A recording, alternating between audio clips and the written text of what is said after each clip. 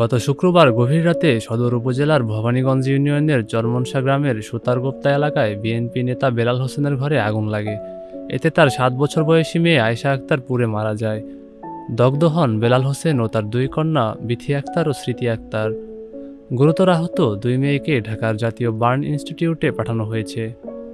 লক্ষ্মীপুর সদর উপজেলায় বিএনপি নেতার বাড়িতে আগুন লাগার ঘটনায় নাশকতার বিশ্বাসযোগ্য প্রমাণ পায়নি পুলিশ। এ ঘটনায় আজ রোববার দুপুর পর্যন্ত কোনো মামলা হয়নি। বেলাল হোসেন দাবি করেন, ঘরের দরজায় বাইরে থেকে তালা লাগানো ছিল, তবে ফায়ার সার্ভিস জানায় ঘটনাস্থলে এমন কোনো নিশ্চিত আলামত পাওয়া যায়নি। পুলিশ বলছে ঘটনাটি গুরুত্ব দিয়ে তদন্ত চলছে এবং প্রমাণ পেলে আইনানুগ ব্যবস্থা নেওয়া হবে।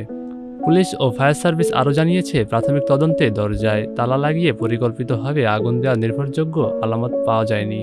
সাজিদুর রহমান সামি, নাগরিক প্রতিদিন।